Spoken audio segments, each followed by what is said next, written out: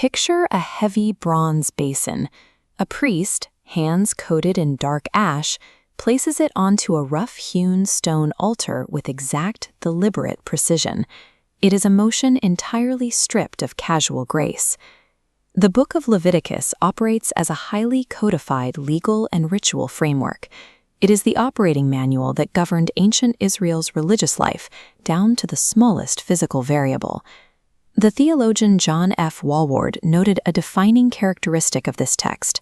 Almost every regulation operates as a rigid cause and effect system, with specific promises attached to the outcomes.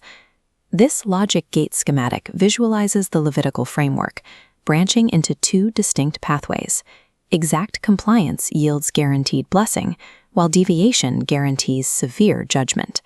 Human actions function as raw inputs. The system doesn't weigh intent, it simply delivers an exact, non-negotiable output. Modern interpretations of religion often prioritize internal feelings or personal expressions of faith. Leviticus ignores those metrics in favor of a mechanistic, structural approach. The scope of this legal code is massive.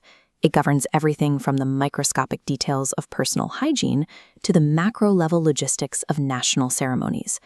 To understand how it works, we have to look at three operational categories: terminal penalties for deliberate defiance, the voiding of invalid inputs, and strict protocols for restoration.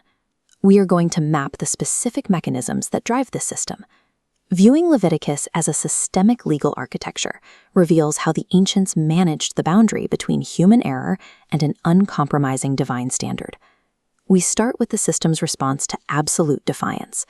When the boundary is breached, the outputs are swift and terminal. Look at how the logic schematic expands downward here. Red nodes map citations 727, 17.9, and 23.29 under the excision protocol, dictating when an individual is completely cut off from Israel. This penalty represents absolute community exclusion, a total severing of ties. The schematic goes even further.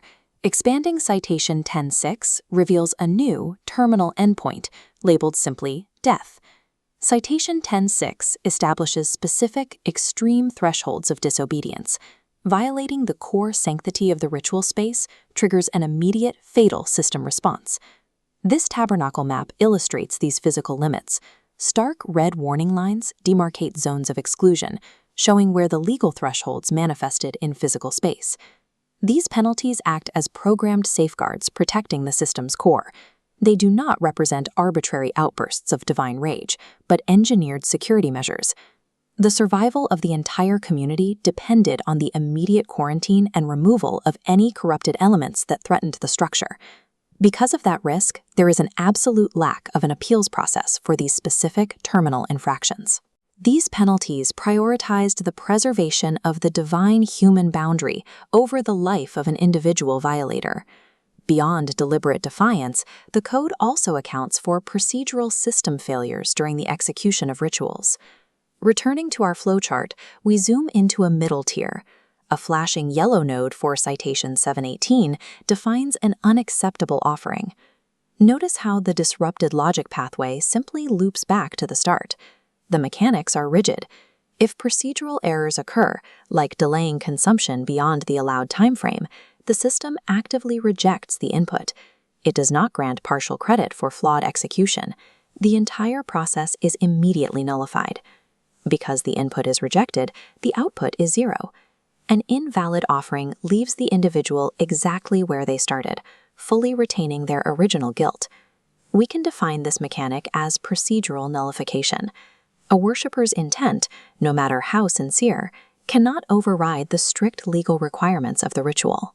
This standard served a structural purpose, preventing the ritual system from devolving into subjective, individualized practices where close enough was acceptable. In the Levitical framework, good intentions combined with incorrect procedural execution are mathematically and functionally equivalent to offering nothing at all. But the system is not purely punitive. It features built-in, highly reliable pathways specifically engineered for human restoration. The restorative process ignites violently. It demands blood, fire, and absolute precision to activate. Promises of forgiveness are not rare anomalies here. They are frequently found deeply embedded within the legal code. Our diagram maps the blue-tinted section labeled Restorative Mechanics. Nodes for citations 513, 516, 67, and 1922 connect in a step-by-step ladder, detailing the actions required to activate the forgiveness protocol. Unpacking Node 516, an individual cannot simply perform a ritual and walk away.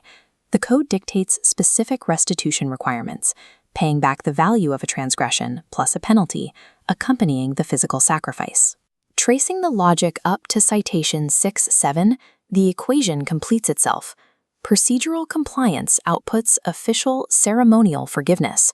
Citation 1922 reinforces that this mechanism scales, applying the exact same rigorous logic to guarantee restoration across diverse, multiple infraction types. This framework operates with a mechanistic guarantee. If the input steps are executed perfectly, the output of forgiveness is absolute. In ancient Israel, forgiveness was not a mysterious divine whim to be begged for. It was a legally guaranteed right for anyone willing to execute the protocol. There is a critical distinction to make here. Securing a legal pardon of forgiveness is separate from achieving the physical, ceremonial state of being clean. This side-by-side comparison matrix illustrates the difference. The left column lists cleansing rites from citations like 1420, targeting a baseline 0. The right column lists holiness rites from 618, targeting an elevated positive state. Highlighting the left column, rites in 1420 and 1522 involve precise physical actions, washing or applying oil, that strip away daily contamination. When contamination accumulates, escalated national rites in 1630 and 1715 are deployed to maintain systemic equilibrium. Shifting to the right column, the rituals described in 618 and 627 do something else entirely. They actively transfer the status of holy, moving people or objects above that baseline 0. This transfer carries risk. The moment ordinary items or people cross into a holy status, they are removed from normal secular use. We are dealing with an individual's ontological status. This determines whether a person mathematically exists as unclean, clean, or holy within the system's operating parameters. Cleansing resets an individual's ontological status to neutral. Holiness elevates them, providing the necessary shielding to interact safely with the divine reality. Pulling back from the microscopic legal details allows us to evaluate the complete architecture of the Levitical code.